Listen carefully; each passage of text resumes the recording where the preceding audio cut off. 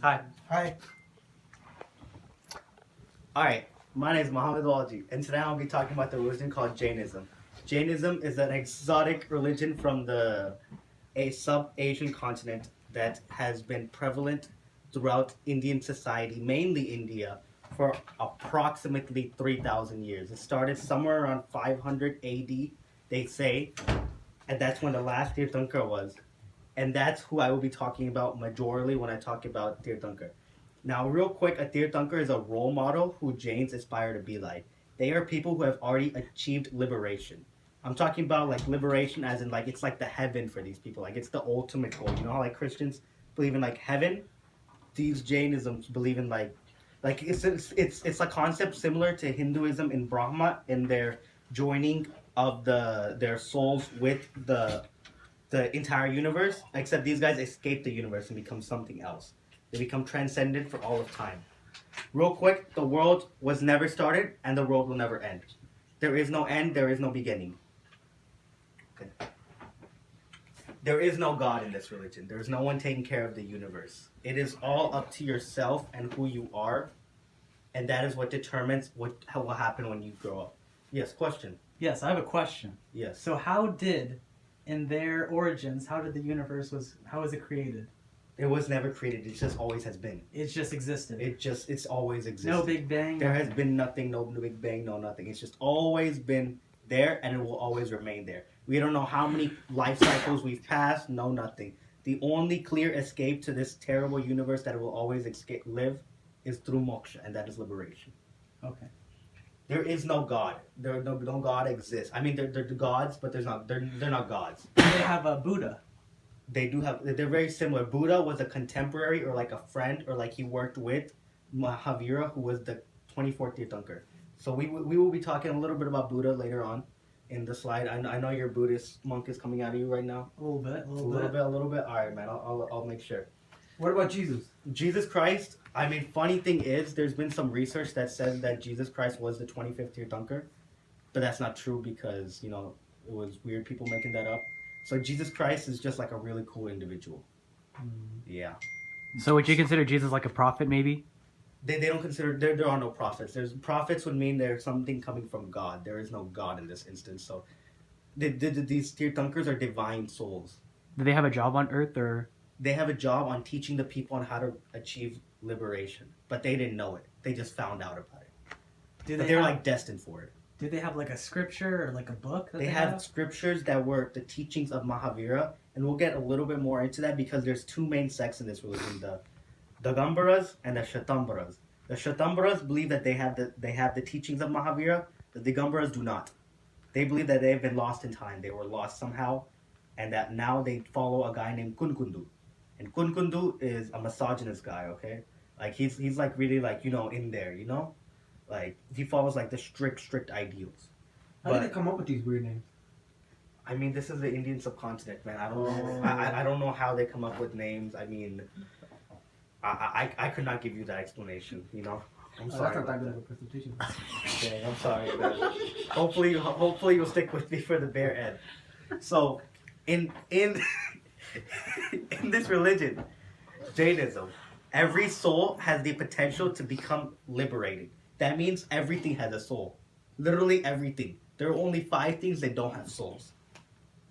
What are that the 5 would things? be. That is later on in my slides. I believe it's time, motion, space, karma, and one more thing. We will get more into that. Everything else has a life, and so we have to respect that life. That means that these Jains are vegan completely, so there's no milk, no meat, no nothing. And then even from vegetables, if the way that the vegetables are made are harmful to the earth, then we can't use them. Like, say like root vegetables like onions, you can't have onions because when you take out onions from the ground, you're killing the microbes. So like even a microbe has a life equal to like a human being. It's a very in-depth thought, So where do they get their protein from? Well, I believe it's through nuts, like like peanuts and whatnot. So they're all vegans. Yeah, they're all vegans. All of them. I mean, it requires them to be vegan. Now, if they practice or not, that's up to them. But if they don't practice, they're obviously not going to gain moksha, That's just them. wait? So if they don't follow like the dietary plan or whatever, are they punished? You said. what happens is nobody punishes them. It's just karma attaches to your body. And if you have karma on your body when you die, then you're reincarnated either into hell, into heaven, or into earth. But they're all temporary. And then after like a certain amount of time passes in hell, you have to be reincarnated again into this human earth. Yes. Question. Yes. So how is karma different from sin? Karma attaches in good and bad things, not just good things. Or not just through bad things. Literally everything has karma. You can get good karma for doing good deeds and bad karma for doing bad deeds. Every soul is equal in that sense. And they can all achieve moksha, which is the greatest thing about this religion, yes. So Raza, you're saying like when you have that karma and you die, you either go to heaven, hell, or the earth, right? And then the only way, and then you're constantly reincarnated until you die with no karma, and that's when you reach moksha. So when you reincarnate, am I reincarnated as a human form or what kind of That form? not necessarily. You can be any one of the species of souls. So you could be a speck of dust. You could be a microbe. You could be a human.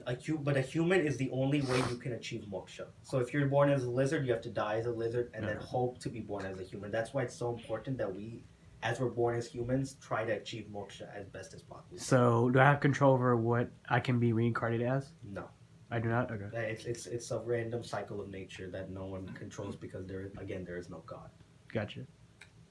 Technically, every soul is God because every soul can reach moksha, but that's a little more in-depth thought. The non-living are these things: the medium of motion, like me moving my hand. There's the medium of rest, so you sitting there and listening to me. There's the medium of space, which is all around us as we sit. There's the medium of time that continues going. And then there's a medium of matter, such as having the qualities of touch, taste, color, and smell. Literally everything else is alive. Fire is alive, water is alive, earth is alive, wind is alive, people are alive, plants are alive. Everything has a soul, and everything needs to be treasured in that sense.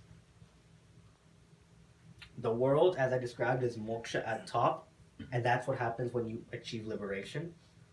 Then there is high heavens, which you can go up to, but even then, it's kind of a punishment because it ends, and then you have to be reborn again into earth. So like you can never stay there forever. Then there's earth, and only in earth when you're born as a human can you achieve moksha. Otherwise, you're just stuck in this constant cycle of reincarnation. So when you're reincarnated, will it be as a person? That's not guaranteed. That's why it's so important that when you have this time as a human being to achieve moksha. So you could be an animal or a You can plant? be an animal, you can be anything. I will be specifically talking about Mahavira, who was the 24th Tirthankar, and some of the stories as when he was reincarnated as an elephant, which is a beautiful story that I will get into. Yeah. So you say that moksha is the highest level of spirituality? Yes. If once you reach the highest level of spirituality and that you have no karma, can you reach moksha? So it's like the end goal, kind of. Mhm. So on Earth we have like there's like an environment, right? There's like space, Yeah. and in the heavens there's, well, like there's different like interpretations of heaven according to Yeah. Christianity. Yeah. You know, like we don't know like what heaven's gonna be like or what Yeah. hell's gonna be like. We Yeah. just interpret it. So what's moksha like? Is it like just Apparently, it's continuum or it's like? continuum. It's everything. It's last, eternal. It's peaceful. Your soul is completely omnipotent. You know everything. So you have like all the knowledge, you have all the like Basically, riches. You're basically a god in every sense of the word, other than being a god. Okay. The teachings of Jainism are pretty simple. That it's that a soul exists in everything. Steel has soul, earth has soul, water has soul. You know, people have souls, dogs have souls. Everything has a soul. It is eternal. No one can kill your soul ever. No one can kill this earth ever, because you know it's gonna be forever. No one can kill the heavens or the hell. Yeah. I have another question. Yes. So what Oh my god, so many questions. is the definition of the soul? A soul is just anything that has any of the five senses. So touch, taste, sight, hearing, and smell. And rocks is a soul? Rocks, you can touch rocks, can you not? Okay. So you have, there we go, you have. The worldly soul is bound by karma. So as long as if you're in the high hells, heaven or earth, or low hells, high heavens and earth, you can have karma attached to you, and that'll stop you from gaining moksha. Yes. So when you have a worldly soul, Yes. do you have the power of like immortality? Technically, in a sense, your soul is always going to exist, but you don't contain your memories from what I know of when you die. So Right. immortality can mean like you still have a life, but you don't have complete control over it. Yeah, in that sense, that you're gonna live on forever. Like you always have been living on, and you will continue living on until you reach moksha, and that's when you'll like reach all knowledge, and that's when you'll live on forever and ever. It's like there is no end and there is no beginning in that sense. End and beginning are just made up things that we as humans created. Karma is the cause of rebirth. If you have karma, you will be rebirthed, or you will be reborn. If you don't have karma, you will achieve moksha, and that's like the ultimate, the hallelujah. And karma can be destroyed, but it's destroyed by doing good actions, like abstaining from things that are harmful to you, such as eating, drinking, too much of that, such as harming other individuals through words and through actions and through thoughts. So you can't eat. Many monks have gone months without eating before, and they have survived, and they have liberated their karma. So they don't believe in science. They are actually one of the most scientific people out there.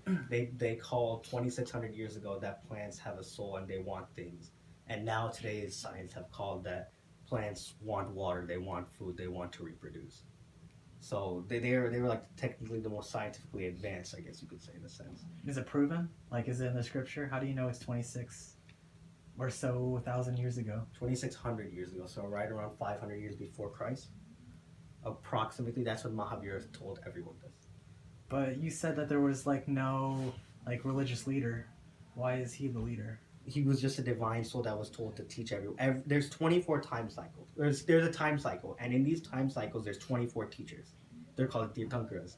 They teach you everything you can't. They know, or once they read, they're divine. Their souls are divine, and so they go into Earth, and they eventually somehow they reach moksha, or like omnipotence, and then through that omnipotence they tell everyone how to reach moksha, or that also omnipotent. So they're like divine souls chosen at random, and these souls are bound to teach you what to do. So I guess yeah, that they just don't like to be called they're role models basically Okay. in that sense. Mahavira was a 24th Tirthankara. He is the most important of them because he was the last one of them. Now, after them, until this time cycle ends, there will be no more Tirthankaras. Tirthankaras are basically role models. They lived their life to a point where they wouldn't eat, they wouldn't drink, they wouldn't need anything earthly in that manner. Wait, so how can there be a Tirthankar if there's no God to assign them to be a Tirthankar? It's And how random. can it be a divine soul if there's nothing above them to make them into a divine soul to reach? That is a question I cannot answer. It's from what I know, it's just the universe sending them into it. I've asked that question too, and we have yet to come up with a solution to this. So These are debates that are happening right now. We don't know. Again, smartness is something that depends on people. You feel me? And you have to follow in their footsteps to achieve liberation. Basically, it's like you have to live your life like they did, to not So harm you can start individuals. at any time. You can start at any time, but that doesn't mean by the time you die you will have released all your karma. But you can try, and the more karma you release, the better chance you have at attaining moksha later on. Yes. So you're saying that I can still carry on the bad karma, even if I try to chase out their good karma? There is bad karma and good karma both stop you from being reborn or from reaching moksha. So you have to get rid of both of them. And you have to do that by abstaining from things like sex. Well, we'll get into the 5 vows that you later. So you have to do bad things to get rid of your good karma. Well, no, I don't know how you get rid of good karma. It just said that once you stop feeling passions like greed, lust, and etc., the karma just starts falling off of you, both good and bad. So there's not some certain action other than abstaining from the bad things. Yes. So is it like a neutral kind of answer then? If you Similar, yeah. How can you distinguish false prophets from Tirthankars? Tirthankaras said they were Tirthankaras because one of the testaments of a Tirthankara is that they are omnipotent, so they have all knowledge. And No, so but what if someone just like says, I'm a Tirthankar? then they have to prove it through their teachings, and then I guess like the people decide, but like there will be no more Tirthankars because the Tirthankar said that I'm the 24th and I'm the last. So yeah. What if he's just doing that so that he could just be the last? I don't know, man. Again, I wouldn't know. I don't have all the answers. I am not a Tirthankar, so I'm not omnipotent. You feel me? So liberation is obtained after the freeing of all karma. That's really important. Question, yes. Okay. There's a threefold path to liberation: right faith, right knowledge, right conduct. Conduct is following after the Tirthankars. Knowledge is knowing that there is a soul in every being, and right faith is believing in the Tirthankars. These are the three jewels. Karma attaches to the soul, as I've said. It attaches because of deeds and passions, and passions are the glue. They're the lust, the greed, the love, everything you have. When you eventually become a monk, as a Jainism, that's what's highly recommended. If you want to reach moksha, you have to give up everything. At one point, one of the sects of the Digambras, they give up everything, including their clothes. They just walk around bare nude because clothes are a possession and they have karma attached to them. Doing any acts that have any of the passions will add karma to you. To liberate yourself, you have to remove all the karma from your soul. These are the two sects, as I said, the Digambras and the Shwetambras. The Digambras are the stricter one. They wear no clothes, and they believe one thing, that women can't achieve liberation. So only a man can achieve liberation. Sexist. I mean, this is Kunkunda, who I was telling you about. Wait, so could the women also have to also be naked? No, the women aren't. Because women can't physically be naked because of their body, they can never reach liberation. But Shwetambras, they wear their clothes. They go in white sect. That's what they're called, the white sect, and they can achieve liberation according to the Shwetambras. So they wear the same robes that the one group of white people that don't like KK. No, they're a little bit different. They're like the clothes that like Buddhist monks would wear, similar to that. Oh. Yes.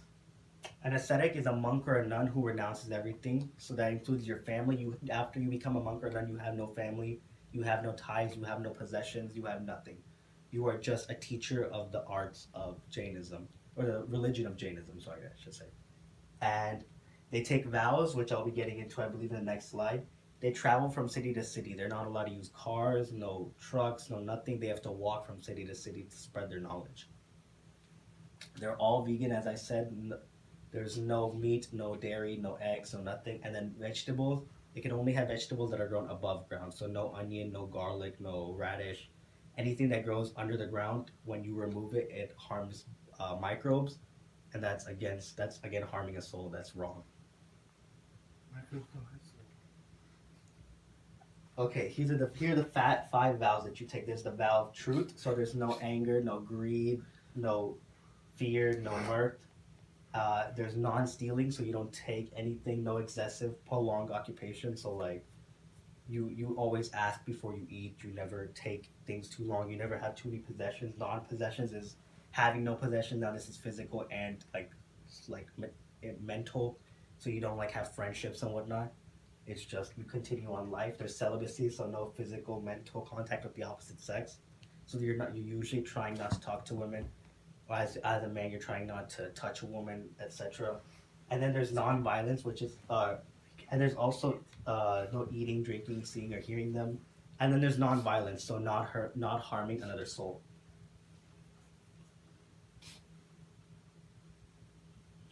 It appears that it is the end of my slides. Does anyone have any questions? Thank you.